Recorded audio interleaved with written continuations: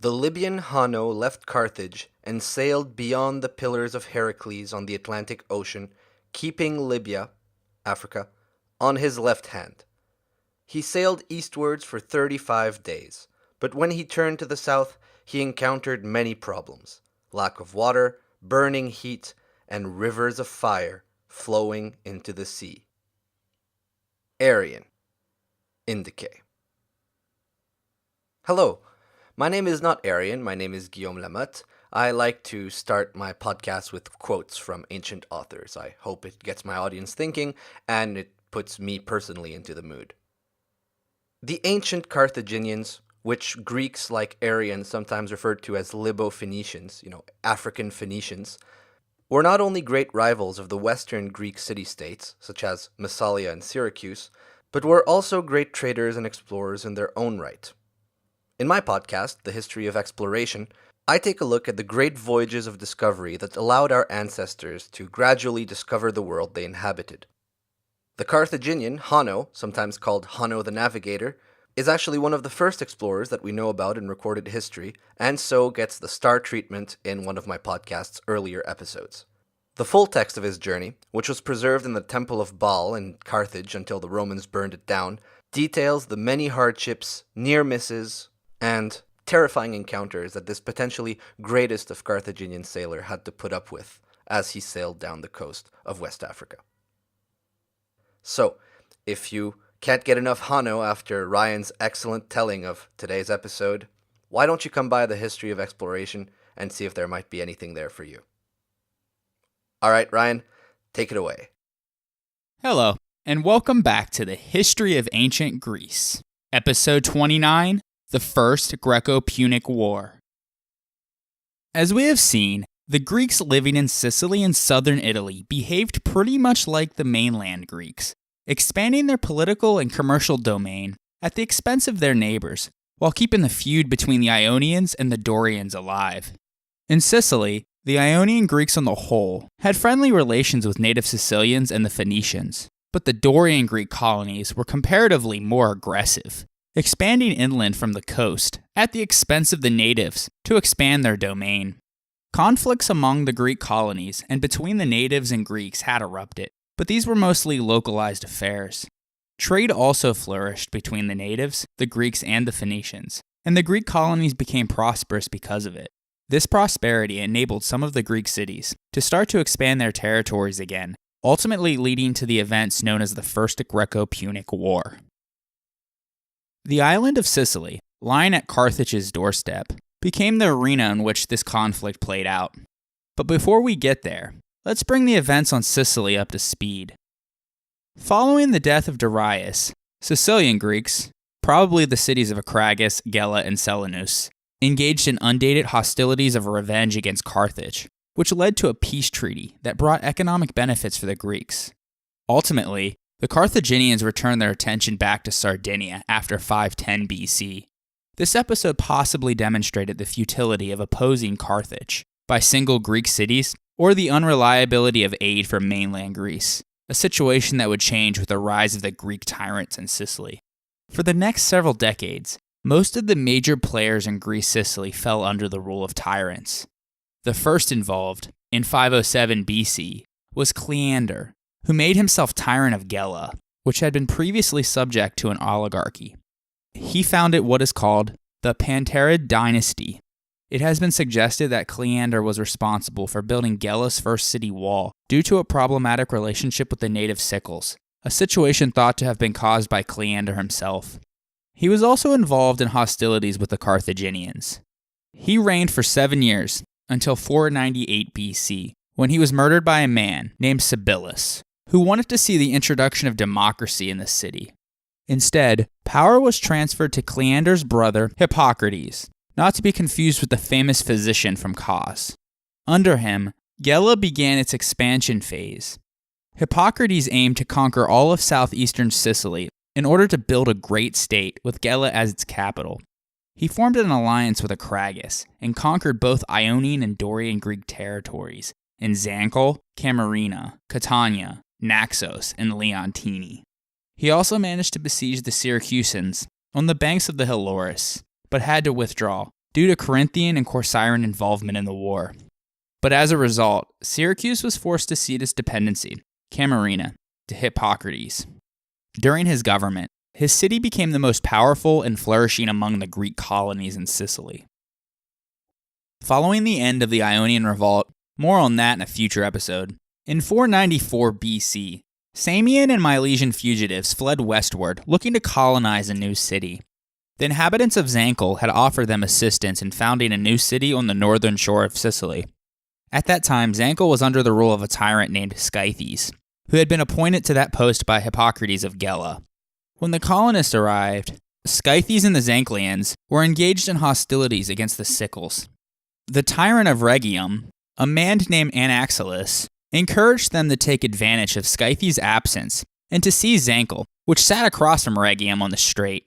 In response, Scythes asked for the assistance of his ally, Hippocrates of Gela. However, Hippocrates proved to be just as untrustworthy as the Samians. On his arrival, he placed Scythes in chains and sent him away as a prisoner. He then betrayed his allies, the Zancleans, so that they fell into the hands of the Samians, who ruled the city in his name. Scythes, however, somehow was able to escape, the manner in which was not recorded. But he was able to make his way to Himera. He then proceeded to the court of Darius, king of Persia, where he was received with much distinction and rose to a high place in the king's favor. Herodotus writes that an ancestor of the founders of Gela, a man named Gelon, fought in a number of these conflicts between the various tyrant kings of Sicily and earned a reputation as a formidable soldier. His performance was so impressive that he was promoted to be the commander of the cavalry for Hippocrates. From this position, he played a key role in a number of battles, including the siege against the Syracusans. Gelon's father was Dinomenes. According to tradition, he had consulted an oracle about the fates of his children, and was told that all three were destined to become kings, and thus the tyranny that followed has been called by modern scholars as the Dinomenid tyranny. So since I've already ruined what's going to happen, let's jump right into it. After ruling for 7 years, Hippocrates died in 491 BC in battle against the Sicels at Hybla. He had designated his sons, Euclides and Cleander, who was named after his uncle, as his successors, but the common people were tired of their family's rule and revolted.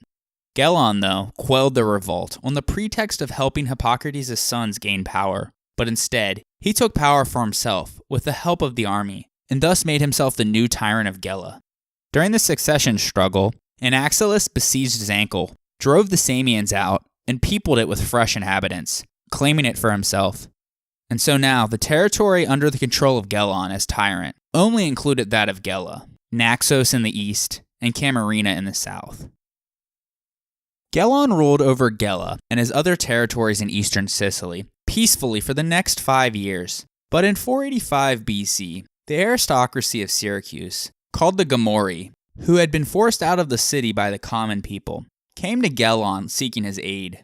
Seeing an opportunity for expansion, Gelon used his large military force to capture the city of Syracuse with little or no resistance, and reinstated the exiled Gomori. Gelon then chose to rule as the new tyrant of Syracuse, and left his brother Hieron to rule over Gela. For his efforts, Gelon is often referred to as the second founder of Syracuse. By this point, the settlement of Syracuse occupied not only the island of Ortygia, but also extended to the mainland, where there was ample room for expansion between the coast and the heights of Epipoli, in a district known as Acradina. Gelon enlarged this area and encompassed it within the mainland settlement with a wall. Its chief gate was now in this new wall, close to the harbor.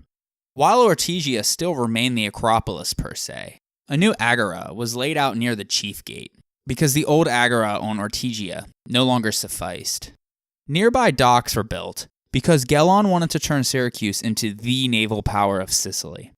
Until now, despite the natural advantages of its location, Syracuse had been less wealthy and less powerful than its neighbors Akragas and Gela, and its supremacy had been locally only. But Gelon transformed Syracuse into the dominant and most prosperous power in Sicily.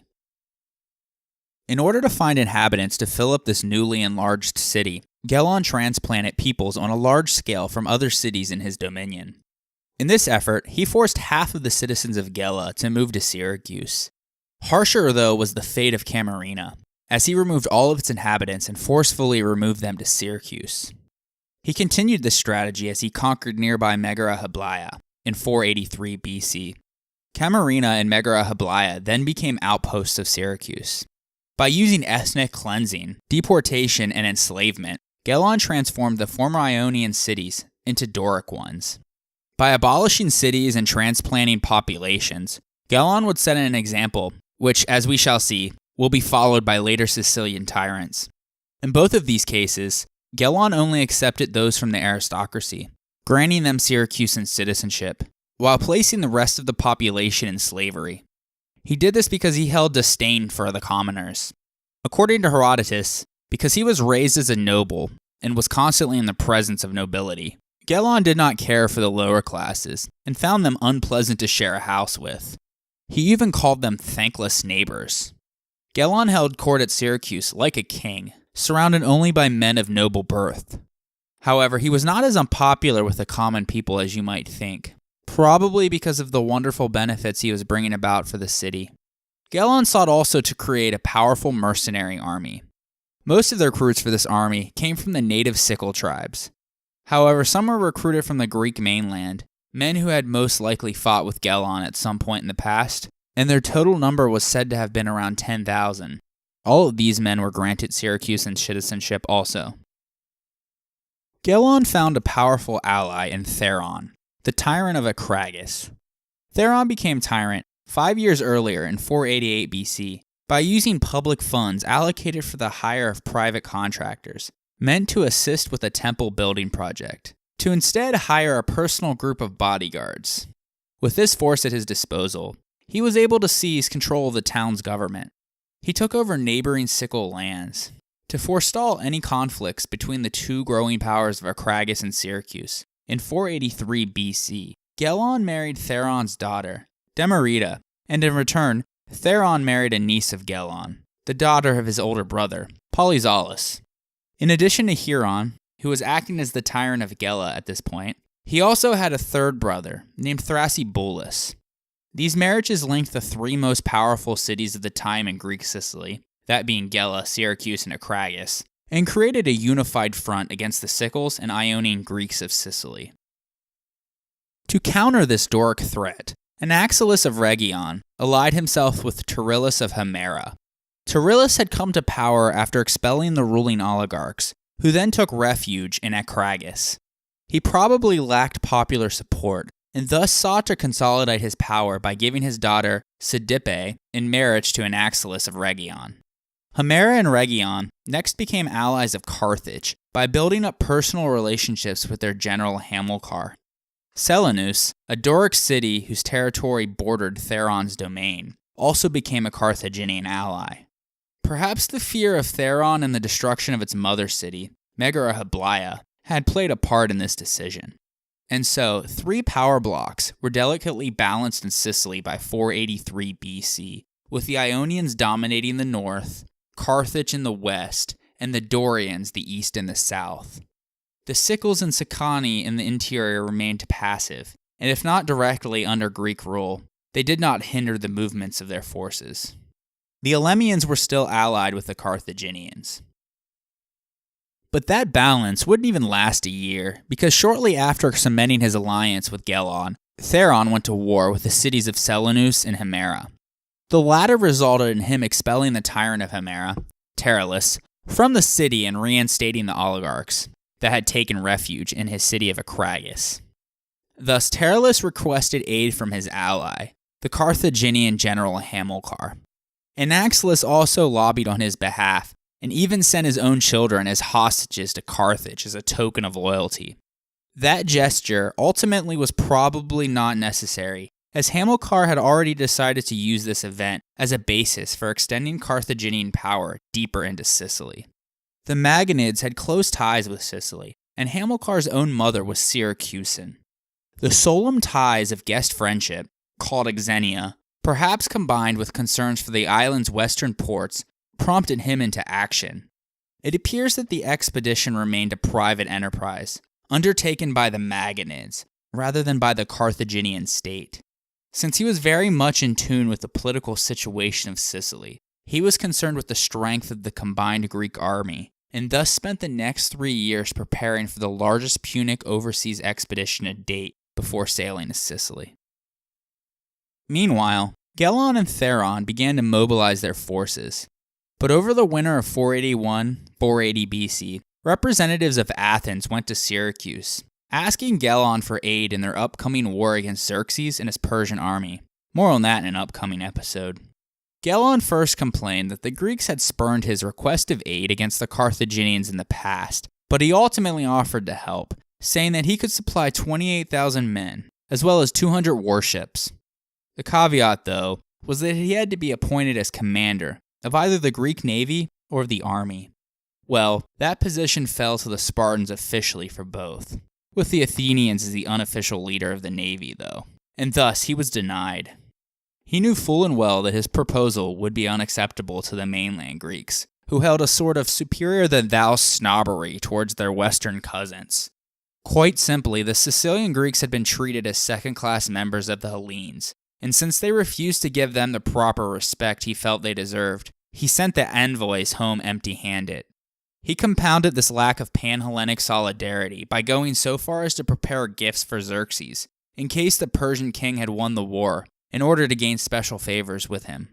He sent 3 ships under Cadmus of Cos to Delphi, with specific instructions to offer the gifts and Syracuse's loyalty to Xerxes if the Persians were victorious. If the Greeks won, then he was swiftly to bring the money back to Syracuse. Regardless, Gelon's unwillingness to support the Greek mainlanders could have been less about his own personal ego and more about the threat the Carthaginians were posing on the western coast of Sicily.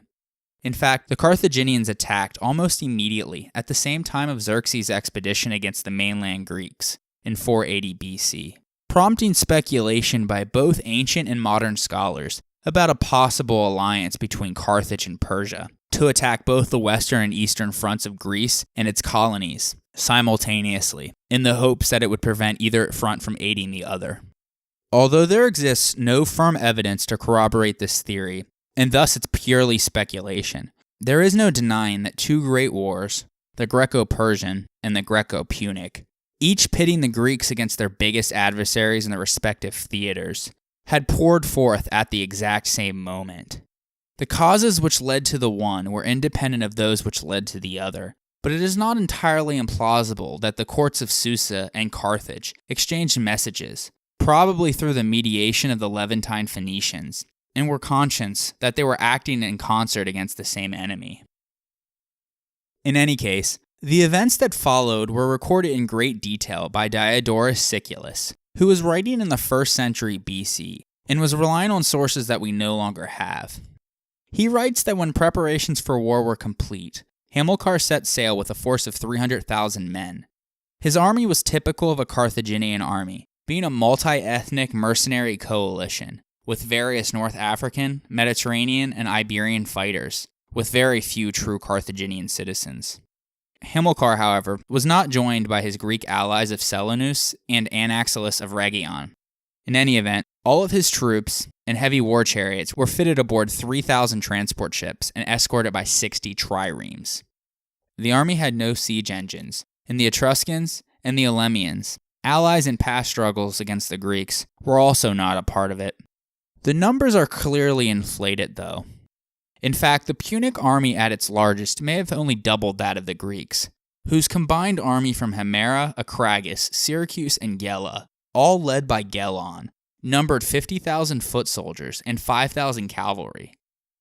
Gelon had suspected that Hamilcar would sail first to Selinus and then try to attack Akragas on the southern side of Sicily, since Theron and his contingent of forces were held up at Himera. But Hamilcar caught Gelon off guard and instead went around the western coast of the island, straight for Himera. But the Punic fleet was battered by storms en route, destroying all of the ships that transported his heavy chariots, which would be a significant factor in the coming battle. The Carthaginian fleet eventually landed at Panormus, on the northern coast of Sicily. Hamilcar spent 3 days reorganizing his forces and repairing his battered fleet before advancing east towards Himera, while the fleet sailed alongside the coast to provide provisions. He took this direct route because he wished either to maintain an element of surprise or to advertise to the Greeks the very limited scope of this operation. However, any hoped-for advantage created by catching Gelon unaware was lost when secret letters, setting out Carthaginian tactical plans, were intercepted. Thus, although he guessed wrong, Gelon was able to receive word that Himera was Hamilcar's real target in enough time to race his army northward to meet them. The city of Himera sits on top of a hill, about 400 feet high, on the western bank of the river Himera. The Carthaginians erected 2 camps near the city, one to the north, by the sea, for the ships, surrounded by a palisade and a ditch, and a second one to the southwest, on a low hill for the army. The land and sea camps were joined by siege works. It is not known if Hamilcar wished to build siege weapons while at Himera, or simply wished to draw the enemy out to battle. Anyways, after the camps were erected, the Punic ships dropped off provisions at the northern sea camp, and some were sent to Sardinia and Africa for more supplies, while some patrolled the sea, and the rest were beached near the sea camp. So after gaining control of the entire western side, Hamilcar felt confident enough to place Himera under siege. He led a picked body of men on a reconnaissance mission and defeated the Greeks in a minor skirmish outside Himera. This allowed Carthaginian foragers to ravage the territory around the city. Theron, who was left behind to guard the city with a smaller force, this entire time desperately was sending messages to Gelon, who happened to just arrive in time with his army and encamped on the eastern side of the river. Gelon's cavalry managed to capture many of the foragers, as Hamilcar had no cavalry present to counter his moves. Herodotus and Diodorus Siculus give very different versions of the battle. Although Diodorus provides a much more detailed account, he was also writing much, much later. Anyways, according to Herodotus, the Greek and Punic armies fought from dawn to dusk, while Hamilcar watched the battle from his camp and offered sacrifices to the Phoenician god Baal in a huge fire. No information on numbers, battle formation, or battle site is given. When the Carthaginian army was routed towards dusk, Hamilcar jumped into the sacrificial fire. His body was never found, and the Greeks erected a monument to his memory where he supposedly died. Herodotus noted that the Sicilian tradition held that this battle and the Battle of Salamis were fought on the same day.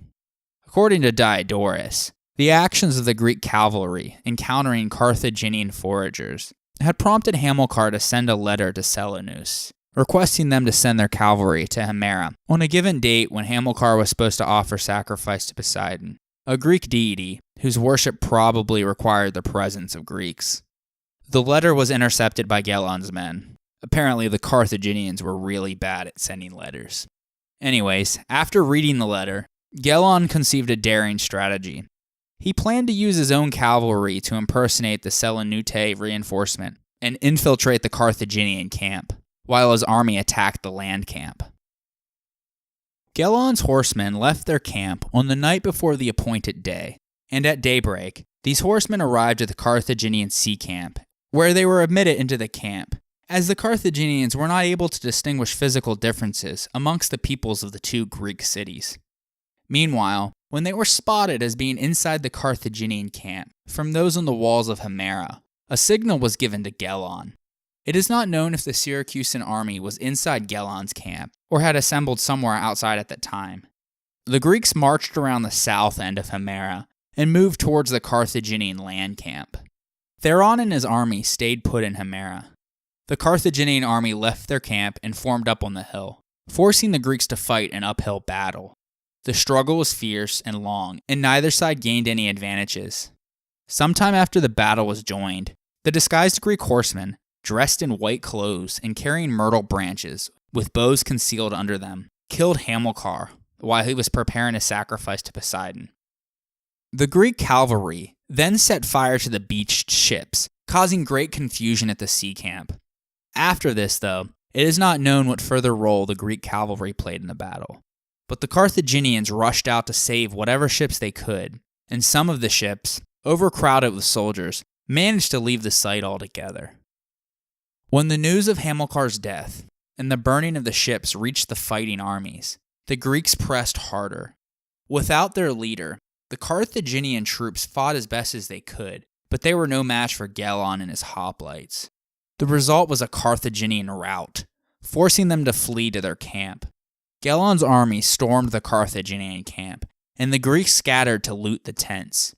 The Iberians of the Carthaginian army had now reformed, and then attacked the now disordered Greeks, inflicting severe casualties. The Greeks fought back, but they were hard-pressed, and the Iberians got the upper hand in the struggle. At this critical juncture, Theron decided to join the battle. He directed his attack on the flank and the rear of the Iberian position inside the camp, and also set fire to tents near them.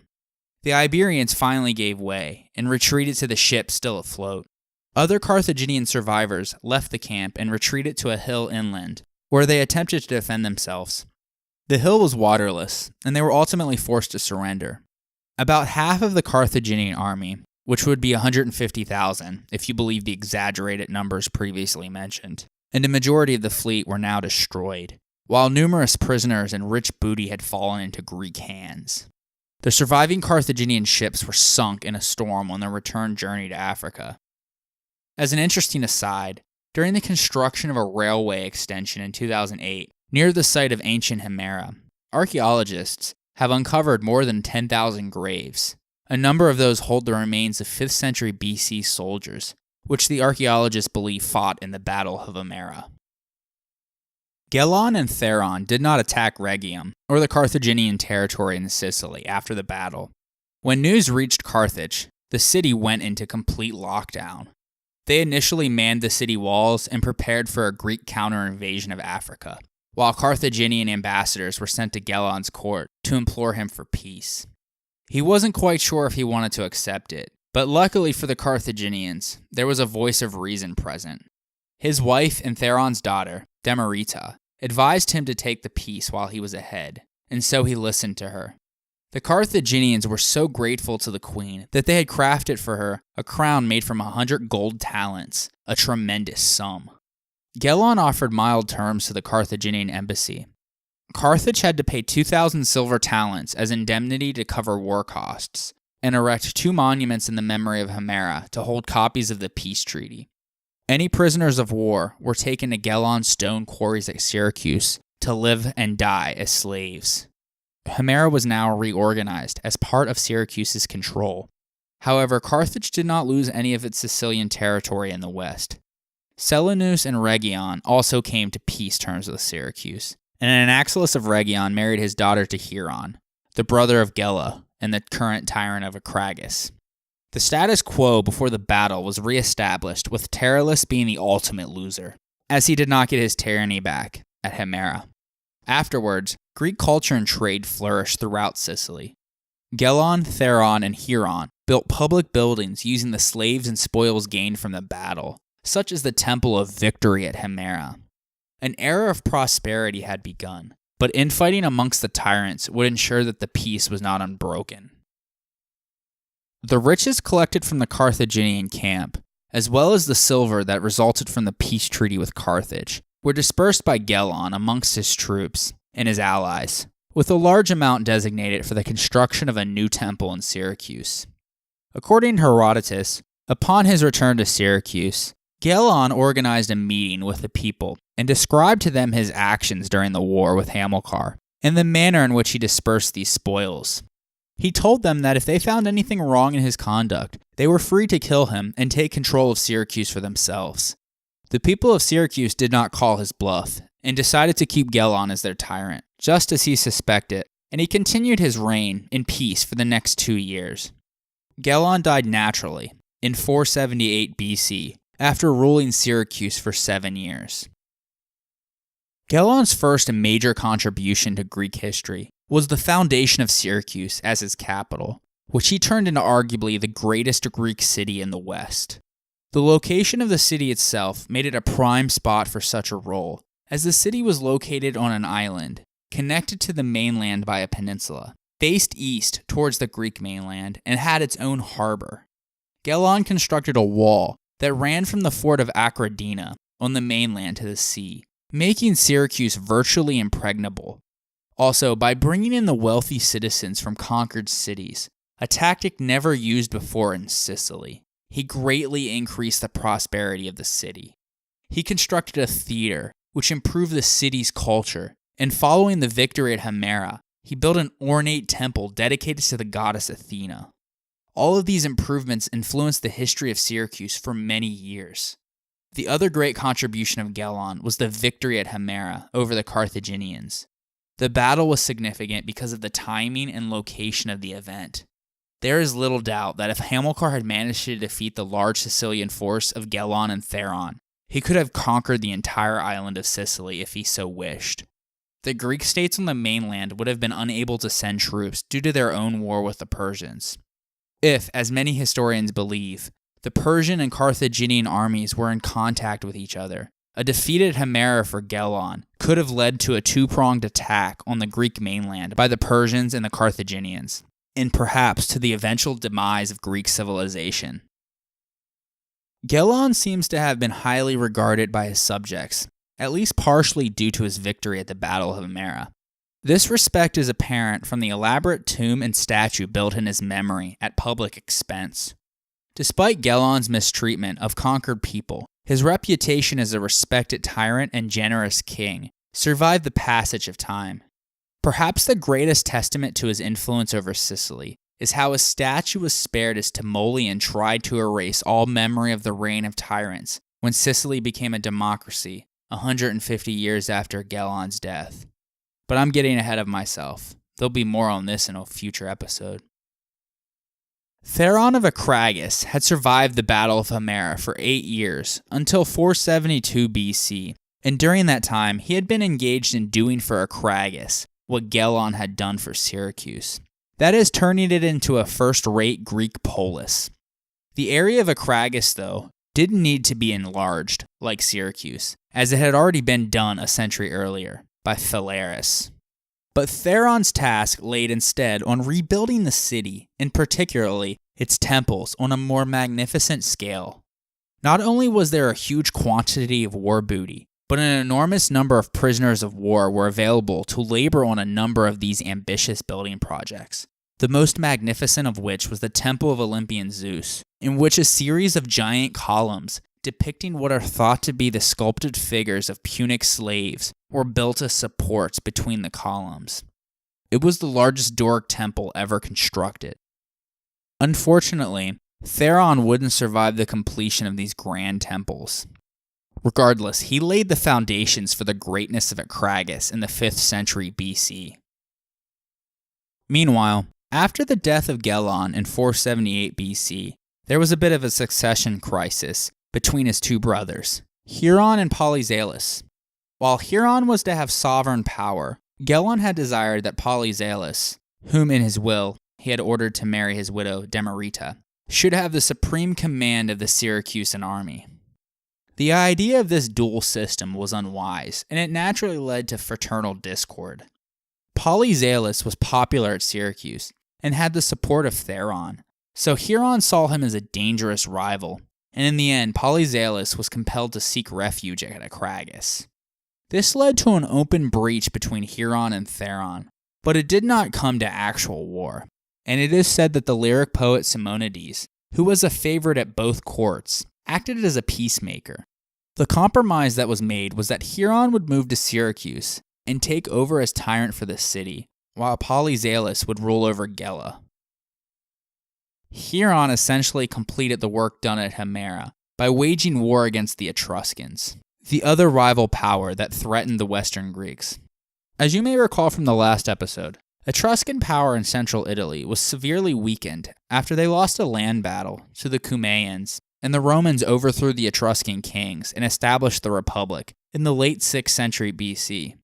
Well, with their dwindling influence in Latium, thanks to the Romans, possession of Cumae became an even more important Etruscan objective because the Cumaean Greeks threatened the communications of Etruria with its dominion in Campania. Since they had failed in trying to secure the city by land, the Etruscans chose to secure the sea passage along the Italian coast and force their cooperation. Thus, the Cumaeans called upon Huron, who was leading the most powerful Western Greek military at the time, for assistance, and the combined navies of Syracuse and Cumae squared off against the Etruscans in the Bay of Naples in what is known as the Battle of Cumae in 474 BC. The result was a decisive Etruscan defeat. Afterwards, the Etruscans ceased to be a political power in Italy. They lost control of the Tyrrhenian Sea and would lose their territory to the expansionist Romans, Samnites, and Gauls over the next century. They no longer would be a menace to the development of Magna Graecia. A bronze Etruscan helmet, now in the British Museum, with an inscription commemorating this event, was dedicated by the Syracusans at Olympia, and Pindar of Thebes immortalized the victory in his first Pythian ode. It is perhaps from the hymns of Pindar and Bacchylides that we get the most lively impression of the wealth and culture of the courts of Sicily in the 5th century BC, as the tyrants of Syracuse and Akragas were huge patrons of literature and culture, much like the Pisistrates of Athens. In addition to Pindar and Bacchylides, the poets Simonides, Aeschylus, and Epicharmus, as well as the philosopher-poet Xenophanes, were all active at the courts of the tyrants. Hieron, Theron, and Polyzolus were also participants in the Pan-Hellenic athletic contests, as they sent racehorses and chariots to contend in the great games at Olympia and Delphi, and even won several victories.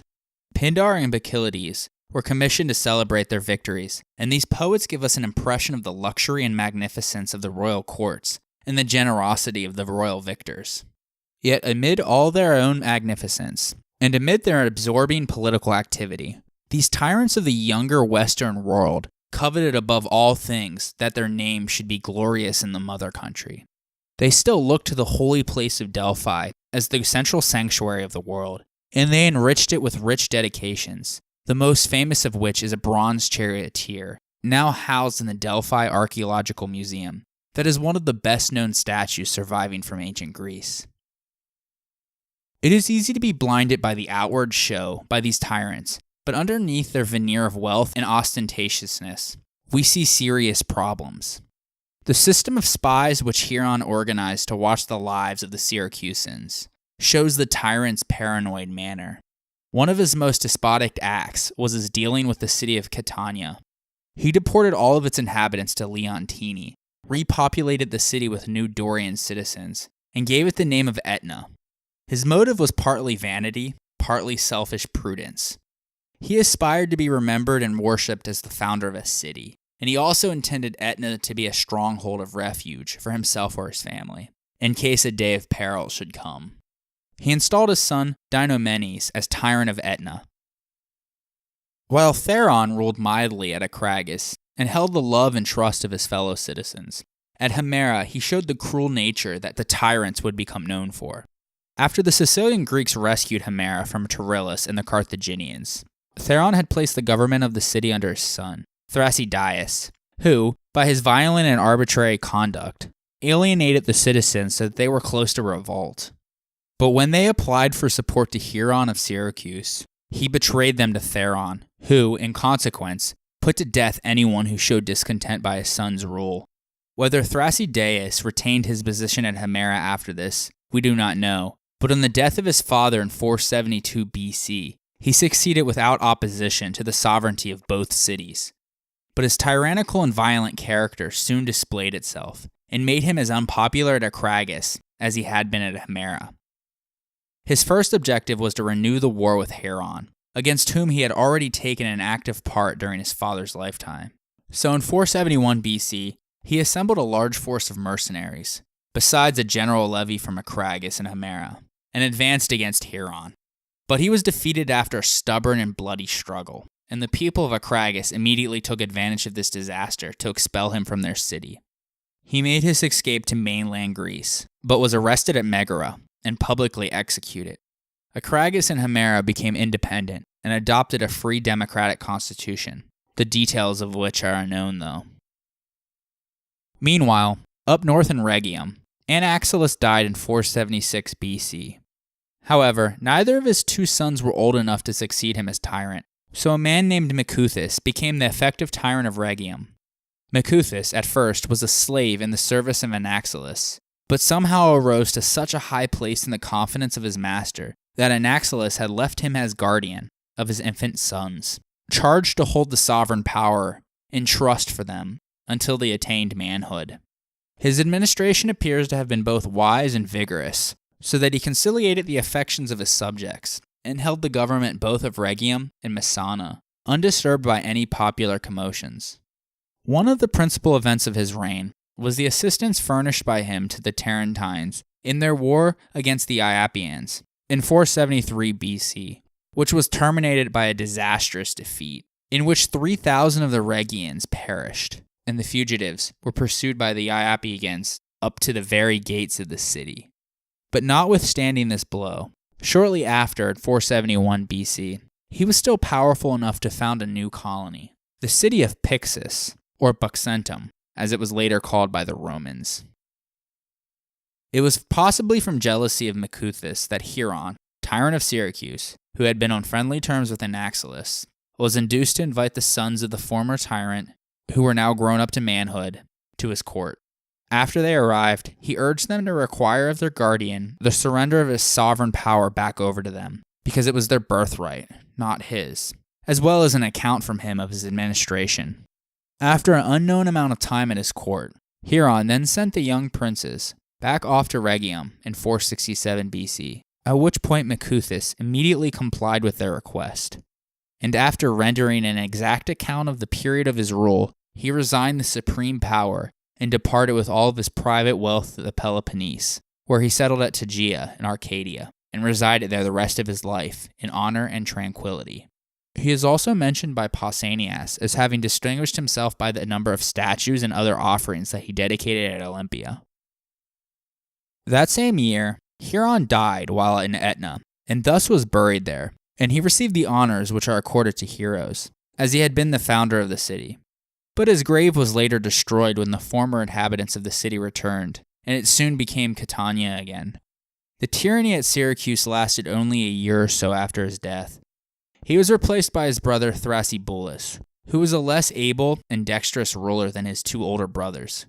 Gelon was beloved by the people because of his mild rule and for his victory against the Carthaginians.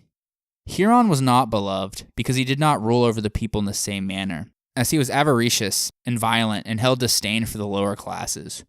But the people showed goodwill towards him because of their respect for his older brother. But with Thrasybulus, who surpassed Hieron in wickedness, that goodwill ran out.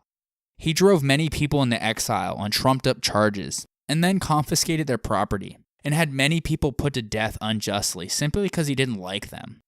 He executed these actions with a large body of mercenary soldiers. And so, after 11 months, in 466 BC, the citizens finally had had enough and rose up in mass in revolt.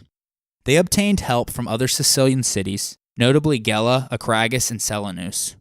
The tyrant and his mercenaries held the region of Acradina and the old island of Ortygia, whereas the rest of the city was in the hands of the Syracusans. After suffering 2 humiliating losses on land and sea, Thrasybulus was forced to open up peace negotiations. He retired under a truce to Locris and entered into private life. Thus, the Dinomenid tyranny came to an end. One of the consequences of the rule of the Dinomenid tyranny at Syracuse was that it wiped out the old feud between the nobles and the commoners, and in its place a new strife arose.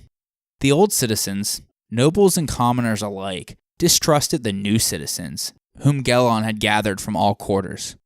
A civil war broke out following the end of the tyranny, and for some time the old citizens were excluded from both Ortygia and Acradina. But in the end, all the newcomers were driven out, and a democracy was established at Syracuse. The extent to which Syracuse was a democracy, in the same sense as Athens during this period, is unknown though. But the Feast of Eleutheria was founded to preserve the memory of this dawn of freedom. It was at this point that the aristocratic citizens that had been displaced to Syracuse by Gelon returned to Gela. After Hieron had left Gela for Syracuse, and thus left Gela under control of his younger brother, Polyzelos, a decade earlier, the history of the city becomes uncertain. It has been suggested that the citizens also freed themselves from the rule of tyrants and established a democratic form of government before the Syracusans had, since they aided them in getting rid of their tyranny. The fate of Polyzelos is unknown though. So with that, we have one more Sicilian tyranny to bring to an end. Meanwhile, the eldest of Anaxilus's two sons, Leophron, acted as tyrant of Rhegium in Messana. He is mentioned as waging a war against the neighboring city of Locris, and is displaying his magnificence in horse racing at the Olympic Games. His victory on that occasion was celebrated by Simonides. But his reign only lasted 6 years, and in 461 BC, he was also expelled by a popular insurrection, both from Rhegium and Messana. Just like Gela, the sources do not mention the reason for his insurrection, but I suspect that it was simply due to the people getting caught up in the wave of anti-tyrannical attitudes percolating in eastern Sicily in the 460s BC. So by the end of the 460s BC, the Sicilian Greek cities had all broken away from the dominions of Gelon and Theron, and had overthrown the heirs of the two tyrants. However, the fact that the tyrants had obliterated the class distinctions, which had existed before them, meant that the cities could now start afresh, on the basis of a political equality for all. The next half-century was a period of increasing prosperity for the Sicilian polis, especially for the three greatest among them, those being Syracuse, Akragas, and Selinus. But in the place of the power blocks that had dominated Sicily, a dozen or so polis under oligarchs and democracies came into being. They continued the Ionic-Doric feud in full force, in addition to threatening the native Sicels. Their bickering and future expansionist policies ultimately led to what is called the Second Greco-Punic War at the end of this century. But once again, I'm getting ahead of myself, and those events will be covered in a future episode. Back in Carthage, their defeat at Himera had far-reaching consequences, both politically and economically. Politically, the old government of entrenched nobility was ousted, replaced by the Carthaginian Republic. Quote-unquote kings, or their chief generals, were still elected though, but their power began to erode, with the Senate and the Tribunal of 104 gaining dominance in political matters, and the position of Suffet, which acted like a Roman consul or Athenian archon, becoming more influential. Although the creation of a popular assembly, in which all citizens could participate, no matter their socio-economic status, might seem to hint at some form of democratization of Carthage, this was very far from being the case, because its power was very limited in scope. As Aristotle noted with approval, wealth still remained as the defining factor in judging an individual's fitness to hold political office. These were the political institutions that would operate throughout the remainder of the city's existence. The Magonids, however, still remained the dominant political clan in Carthage, suggesting that they may have had a major hand in the formulation and implementation of these reforms. Although the suffeture was non-hereditary, and incumbents were selected from any elite family, Aristotle nonetheless observed that particular individuals monopolized a number of state offices simultaneously, which suggests that it was still possible for the particular clans to dominate many important posts. Furthermore, probably due to the Magonids still having influence, the posthumous reputation of Hamilcar was spared the damnation that was the usual lot for those commanders who had presided over a military defeat on this scale. In fact, his reputation appears to have been enhanced rather than diminished, as monuments were built in his memory. Perhaps the tale of his martyrdom, on the altar of guest friendship, played well with the Carthaginians, and Magonid prestige was probably protected by the surprisingly modest terms that Gelon had demanded. Carthage for the next 70 years made no recorded forays against the Greeks, nor aided either the Elemians, Sicels, or the Etruscans. Based on this absence from Greek affairs, it has been suggested that Carthage's military might took a huge hit following Himera. Regardless, the Carthaginians sought out other unique avenues to make a name for themselves in the 5th century BC, as exploration became the path that they chose. Two navigators, in particular, would sail into waters that nobody else from the Mediterranean had ever seen before, passing through the Straits of Heracles into a bold new world. So little was known about the Atlantic Ocean in antiquity that it was generally believed to be a part of a giant river that encircled the whole earth. The first of these Carthaginian explorers was Himilco, who set out with a goal to find the actual source of the tin trade in order to maximize Carthaginian profits. He wanted to entirely cut out the middleman, or more specifically, the Iberians. So as he passed through the Straits of Heracles, he turned north, hugging the western Iberian coastline. The voyage took 4 long months, but along the way he met with locals in northwestern Gaul, or France, sailed across the English Channel to Albion, or Great Britain, and supposedly reached Ierne, or Ireland, before he made the return journey to Carthage. His lost account of his adventures is quoted by later Roman authors, with brief mentions found in Pliny the Elder. A 4th century AD Roman author named Avianus states that while he is the first known explorer from the Mediterranean Sea to reach the northwestern shores of Europe, he was not the first to sail the northern Atlantic Ocean. That honor belonged to the Tartessians of southern Iberia, and Himilco simply followed their trade routes.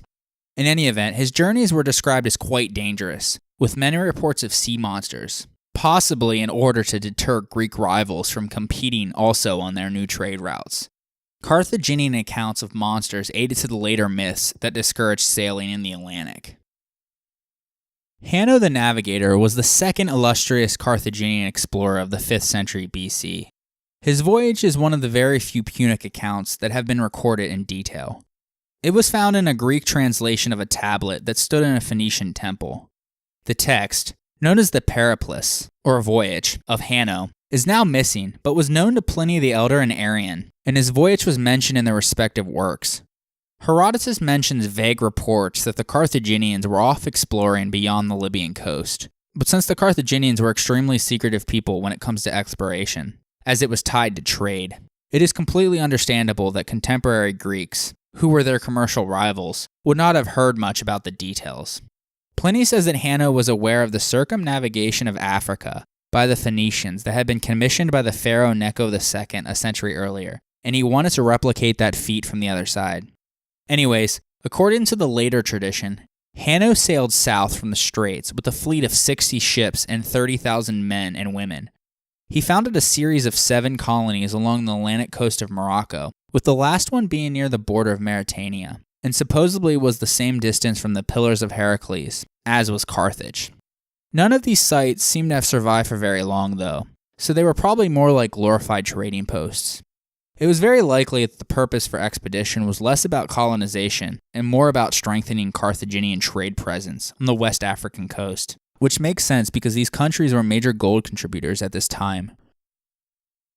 Continuing south, he reached an island and reported that it contained hostile natives covered in animal skins who threw large stones at him and prevented him from landing. This implies that he made it south enough that he was now encountering people who had no idea who the Carthaginians were.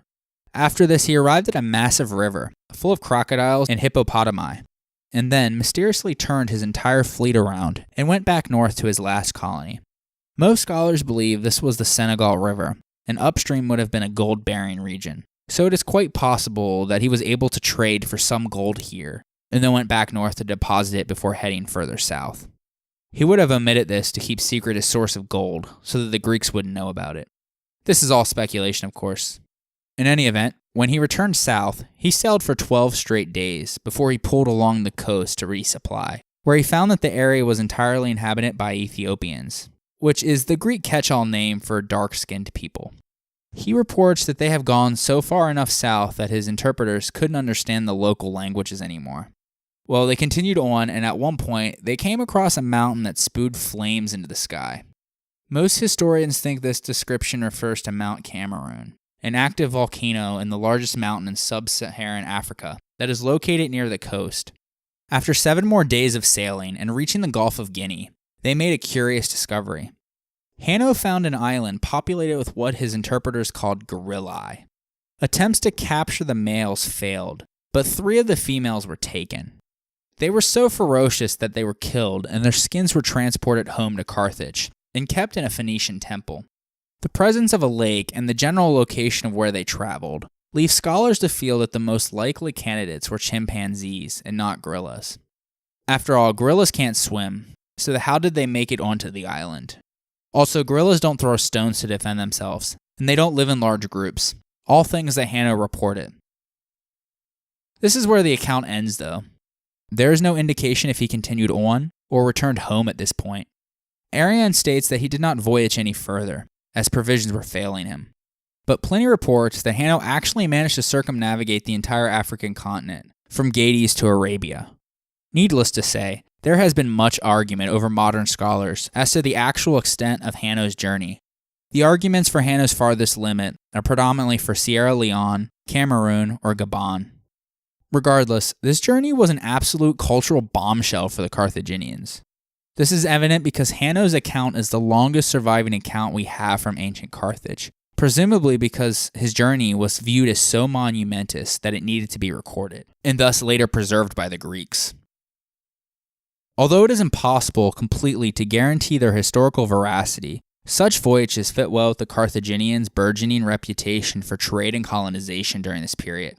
Although the reported numbers on board are clearly an exaggeration, the account makes it clear that the establishment of emporia and workshops in the coastal regions of modern-day western Morocco was an important component of the voyage. In regards to metal ores, there were sources of copper in Mauritania, gold in Gambia and Guinea-Bissau, and tin in Nigeria. As far as we know, nobody else followed in Hanno's footsteps, but it seems unlikely that Carthaginian merchants would have made the long and extremely hazardous journey to West Africa on a regular basis. A more plausible scenario is that the first leg of Hanno's expedition, which involved the setting up of new settlements and trading stations along the Atlantic coast in western Morocco, was the major aim of the enterprise, whereas the latter stages of the journey were solely concerned with one individual's exploration and discovery. The hub of Carthage's naval, commercial, and exploratory power flowed from a marvel of engineering, its harbor. Although records are shaky, archaeologists believe it may have been constructed as early as the time of Hanno. It would be technologically superior to any naval facility in the world and the very lifeblood of Carthage. The entire harbor was protected by an outer wall. It had a common entrance for the sea that was 70 feet wide and closed off with iron chains. Inside its gates were two separate marinas. The rectangular commercial harbor was organized with conventional walls to make as easy as possible the loading and unloading of all the goods that there were in the then known world. A second circular harbor, the Cathone, was designed for military use. A Cathone was an interior port carved out of the land as opposed to an exterior port attached to the seaside. A series of 40 double docks were arranged symmetrically around the Cathone. Another 140 additional single docks radiated on the perimeter of the circular port, allowing the entire harbor to hold 220 ships. The nerve center of the circular island was a tall tower, where trumpeters would blare signals, heralds would give orders, and operations could be overseen. Today, a lone dry dock has been excavated, but in antiquity, it was a launch point for the wealth and power of Carthage. Meanwhile, shifting back to the central Mediterranean, the Sicilian Greeks used their victory at Himera as an opportunity to recast a grand narrative of how a barbarous invader had attacked and attempted to destroy their very existence. During the first 2 decades of the 5th century BC, the notoriously quarrelsome polis of mainland Greece had twice united to repel the invading armies of Persia. So the Western Greeks, who were viewed as somewhat inferior by the Aegean powers, went to an even greater extent to claim Himera as the equivalent of these great victories. The promotion of Himera and the idea of a Western front against a Persian-Carthaginian alliance not only showed that Syracuse wanted a place at the table of Hellenic powers, but also provided them a convenient explanation for their absence from the war effort against Persia. Over the next few decades, Syracuse would use the huge wealth that they had accumulated to press their claims for Himera across the Greek world. Magnificent monuments were put up in prominent Greek sanctuaries, such as Delphi and Olympia, and famous poets, such as Pindar, were commissioned to write paeans celebrating their victory. Apparently, this propaganda campaign was so successful because Herodotus even believed that Salamis, the famous Greek naval victory over the Persians, had taken place on the very same day, and even later authors embraced the idea that the battle had in fact been the result of a wider conspiracy between the Carthaginians and the Persians. Regardless, the result of Greece's finest hour was the crystallization of a set of ideas about what it meant to be Greek. In particular, the exclusivity and superiority of Greek ethnicity was defined against the barbarian world around it. Now that we have covered one leg of this grand narrative of Greece versus the barbarians, let's turn our attention back east to Greece's other boogeyman, and the man who wrote all about it, the father of history, and Greece's very own fireside storyteller. So join me next time on the history of ancient Greece, Episode 30, Herodotus and the Rise of Persia. If you haven't done so yet, please head on over to iTunes and rate and review the show. It would help the podcast grow immensely. Also, while you're there, subscribe to the show so it comes on your phone or listening device every week. If you don't have iTunes, you can catch the show on SoundCloud, Stitcher, or Google Play. Also, make sure you are checking out the website at thehistoryofancientgreece.com, where I've posted a lot of neat supplementary photos, maps, and charts for each episode. Finally, now that the show has gained some traction, I decided to create a Patreon page in case anyone felt inclined to contribute to the creation of the History of Ancient Greece podcast. There is a link on the right-hand side of the website.